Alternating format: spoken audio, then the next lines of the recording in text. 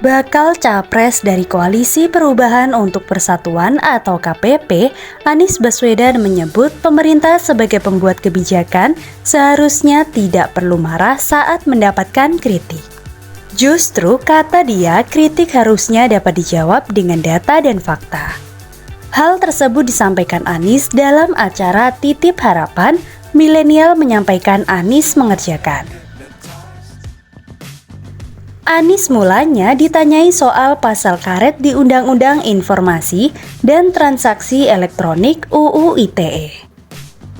Kalau ada kritik itu sebetulnya public education, karena yang berada di pemerintahan itu kalau dikritik dia harus menjawab.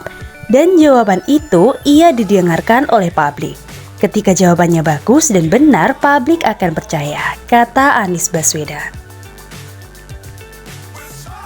Oleh sebab itu, kata Anies, kebijakan mestinya dirumuskan dengan akal sehat. Selain itu, kata dia, pemerintah juga harus membuat kebijakan dengan fakta dan data. Jadi karena itulah, membuat kebijakan itu harus pakai akal sehat. Membuat kebijakan itu harus pakai data, pakai fakta, kata Anies. Anies menyebut, ketika kebijakan dibuat dengan data dan fakta, kritikan yang datang dari masyarakat pasti bisa dijawab sesuai fakta dan data yang ada. Anies pun menekankan jika dikritik pemerintah tak perlu marah. Sehingga ketika ditanya dan dikritik bisa menjawab dengan data dan fakta, gak perlu marah. Kenapa? Lah wong memang bisa dijelaskan kok, kan problemnya apa? Ujar Anies. Anies berujar pemerintah yang membuat kebijakan berlandaskan akal sehat dan data tak akan sensitif menerima kritik. Sebab kata dia kebijakan itu sendiri pasti dirumuskannya untuk kepentingan masyarakat. Kalau memang kebijakannya masuk akal untuk kepentingan publik, pakai data ya tinggal dijawab, gak masalah. Jadi karena itu saya merasa tidak perlu ada aturan-aturan yang melarang kritik, kata dia. Pasangan calon presiden nomor urut 1 Anies Baswedan dan Muhaimin Iskandar berbagai tugas kampanye perdana. Anies memulai di Jakarta dan Bogor, sedangkan Muhaimin alias Caimin di Jawa Timur. Anies Baswedan bakal kampanye di Tanah Merah, Jakarta Utara dan Gor Ciracas, Jakarta Timur. Lalu lanjut ke Gor Pakansari, Bogor, Jawa Barat dan Jembatan Merah, Bogor. Sementara Caimin memulai kampanye di Gor Wringin Rejo, Mojokerto, Jawa Timur, dilanjutkan dengan dialog bersama pedagang pasar di Jembatan Merah Plaza, Surabaya, dan olahraga bersama warga di Sidoarjo.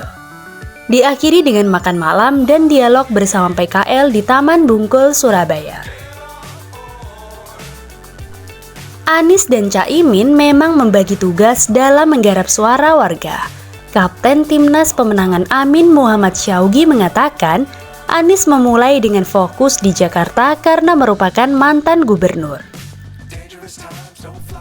Sementara Caimin yang merupakan Ketua Umum Partai Kebangkitan Bangsa atau PKB memiliki masa pendukung yang besar di Jawa Timur. Kalau Caimin ini kan sebagai ketum PKB punya masa banyak di Jatim, jadi itu sudah dibagi.